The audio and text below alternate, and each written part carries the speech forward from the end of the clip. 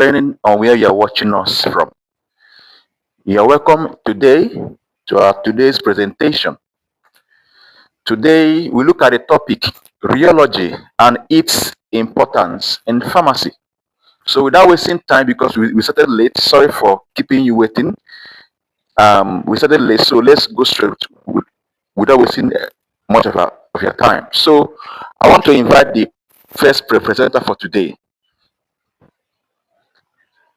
Welcome. Thank you.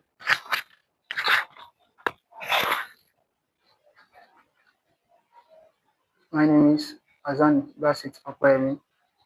I'm hereby to present on rheology and it is important in pharmacy. Here are the table contents you have to look into.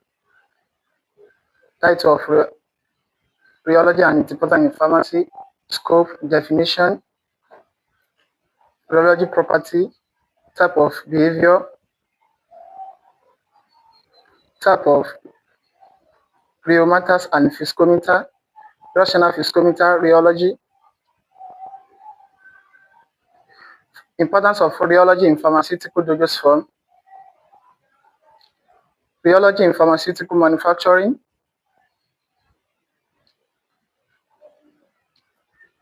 and rheology in general field of pharmacy. Introduction.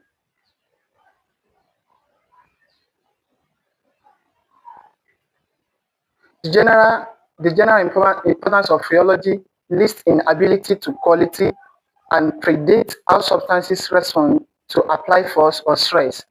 This understanding allows scientists and engineers for design and optimizing manufacturing process, developing new material, control product quality and consistency, understand material behavior, design and optimize manufacturing.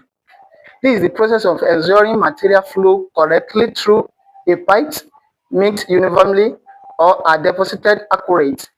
Pure rheological control can lead to inefficiency, equipment damage, and inconsistent product quality. Develop new material, tailoring the flow of the formation properties of substance to meet specific performance requirements, e.g., for example, developing a patient that is thick they can be developing a patient that is thick in the can be stretched easily or lubricate that maintain viscosity under a high pressure, control product quality and consistency. Establishing rheological specification is often a key part of quality control, ensuring batch to batch uniformity and predictable behavior. Understanding material behavior under stress, predicting how material will behave in various conditions from pumping in a factory to application by end of the user. Importance specifically in pharmacy. In pharmaceutical industry, rheology is not just important, it is absolutely vital across the entire life cycle of a drug product. From formulation development and manufacturing to patient administration and therapeutic effectiveness, the physical state of flow of property, pharmaceutical material directly influence a multitude of critical factors. This includes the ease of efficiency of processing and manufacturing operation, the physical stability, shelf-life, or dosage form, the method and successful drug delivery, the absorption rate, the active pharmaceutical ingredient, and critical, the patient acceptance and ease of using the medication. For example,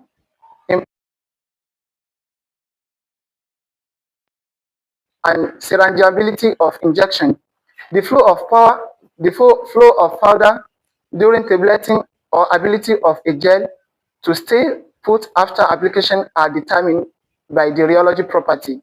A poor understanding or control of rheology can lead to manufacturing challenge, unstable product effectiveness drug delivery, or poor patient compliance. Therefore, a true understanding of rheology principle and their application is indispensable for pharmaceutical science and engineering involved in research, developing and production.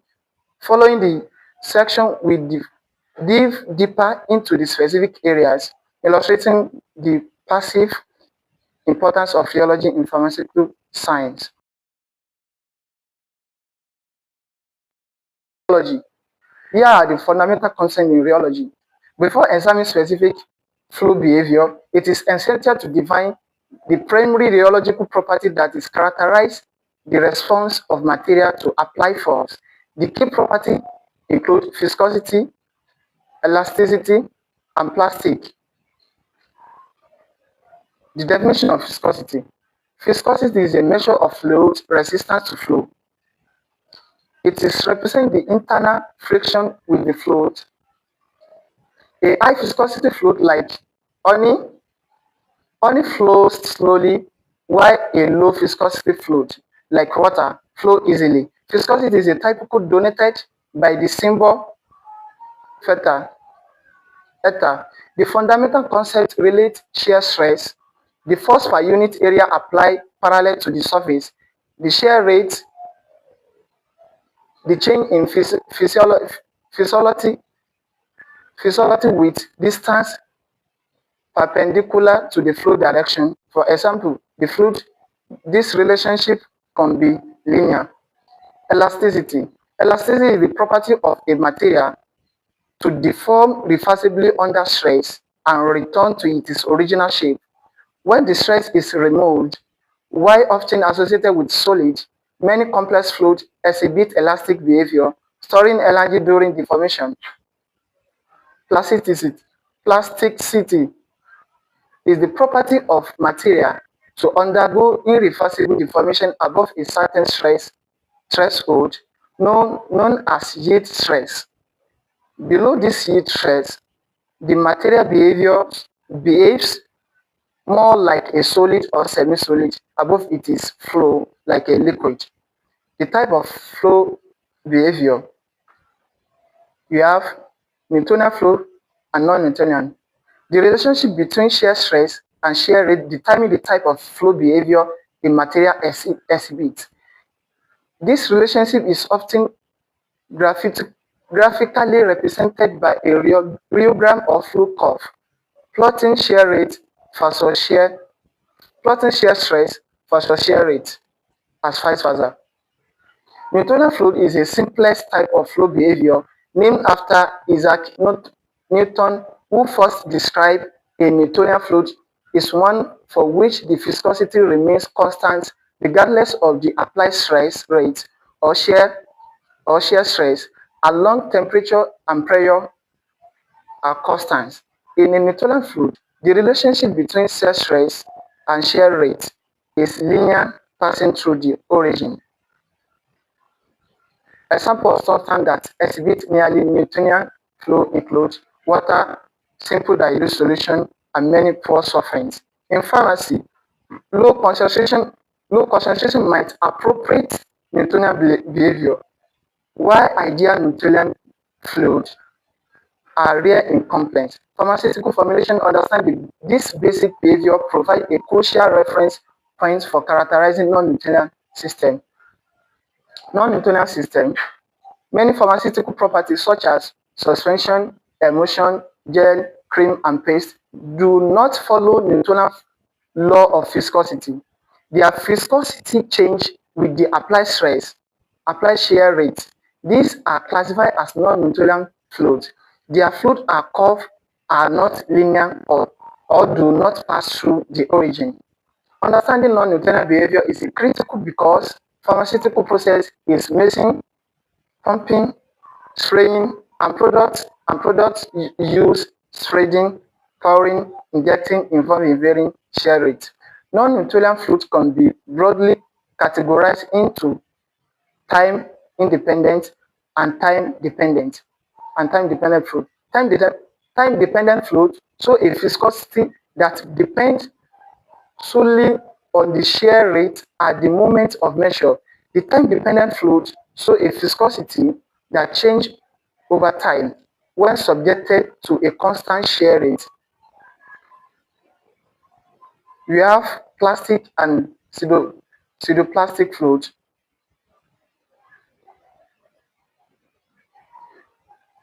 Plastic flow is characterized by a presence of yield stress. The material does not flow at all until the applied shear stress exceeded exceed this yield stress. Below this yield stress, the material behaves like a solid or semi-solid. For example, elastic deformation might occur. Once the yield stress is overcome, the material flows and relationship between the shear stress and shear rate above the yield stress can be linear or nonlinear. Material exhibiting a linear flow curve above the yield stress are sometimes referred to as big and plastic described. We move on to pseudoplastic flow. Pseudoplastic flow is the most common type of Mendelian behavior observed in pharmaceutical liquids. These materials show a decrease in viscosity with increase in shear rate. The flow of curve is non-linear and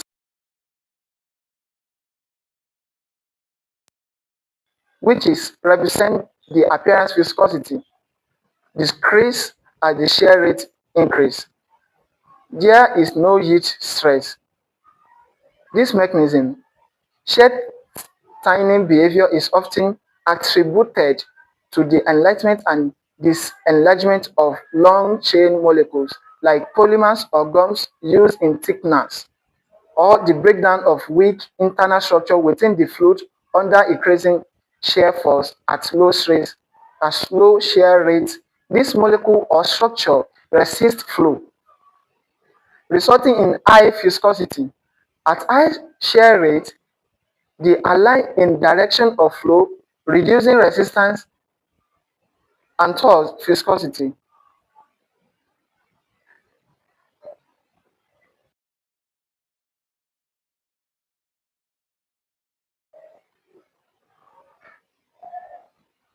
Physioelasticity elasticity is the property of material that exhibits both viscous and elastic characteristics when undergoing deformation. This material store and dissipate energy simultaneously when subjected to stress. They behave as solid under rapid deformation, storing energy and elastically, and a liquid under slow deformation. A liquid under the slow deformation, despite energy is viscously. Many pharmaceutical gel, cream, paste, and polymer solutions are viscoelastic.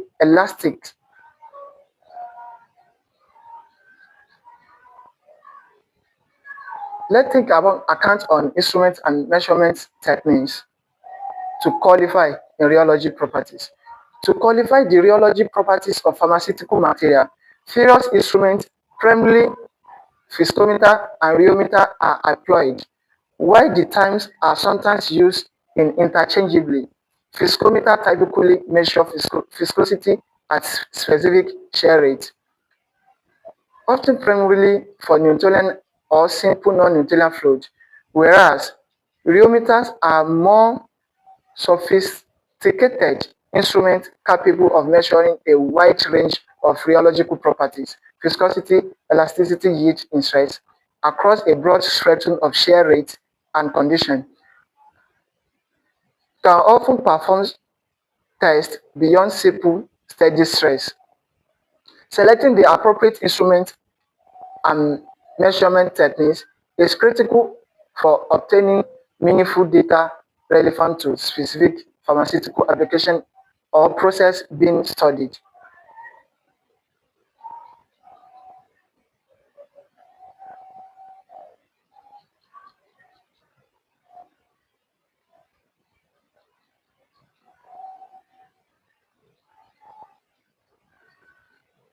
The dosage form and oral suspension.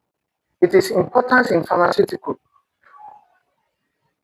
The dose, the rheological properties of pharmaceutical formulation are not merely physical characterized; they are critical determinants of its processability, physical stability, drug release characteristics, and acceptability by the patient. Understanding the control rheology is therefore paramount throughout the entire product lifecycle, from initial formulation design to large-scale manufacturing and patient use. Different dosage forms present unique rheological challenge and requirements. This section explores the specific ways rheology impacts various classes of pharmaceutical preparation. Why rheology matters for formulation? The rheology, the rheological profile of pharmaceutical formulation must be carefully designed to meet multi, multiple, sometimes conflicting requirements. For example, manufacturing efficiency, physical stability, drug release, administration of delivery, patient acceptability. Manufacturing efficiency. The formulation must flow correctly during mixing, pumping, and filtering processes. Physical stability. Biological can present or minimize undesirable physical change like sedimentation, creaming, or caking during storage. Drug release. Viscosity and gel strength can influence the rate at which the active pharmaceutical ingredient, which is API, is released from the vehicle. Administration and delivery. The ease, the ease with which a product can be poured, injected, spread, spray, or spread is directly related to its rheology. Patient acceptability, palatability, texture, mouthfeel, spreadability, and ease of swallowing are rheological attributes that affect patient compliance and preference. Let's examine the role of rheology in specific dosage form. Oral dosage form,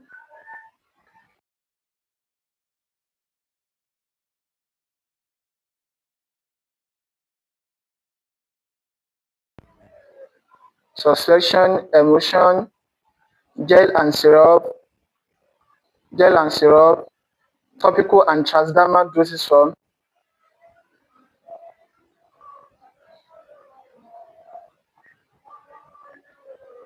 In conclusion to dosage form, measuring the softening and melting point and sometimes the viscosity of the melted base are key rheological tests for suppository. Parental dosage form. Parental preparation are sterile dosage form administered via injection into the body, e.g. intravenous, intramuscular, subcutaneous, while many simple parental solutions are low viscosity and exhibit near-Newtonian behavior. The rheological becomes critical importance for more complex formulation like concentrated protein solution, suspension for injection, and injectable. Thanks.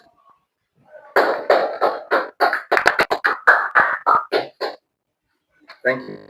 Thank you. Thank you. All right. Thank you very much for the presentation. Sit down, sit down, sit down. Thank you for the presentation. I that was a nice one, but I want to make one or two. This is an academic exercise. You are is part of your what training. So is it's my responsibility to correct so that you know how to do it better next time. Please, it is called presentation. You have already submitted your reports. Am I communicating? It is called what? Presentation. So you don't come here again and start reading your work to us.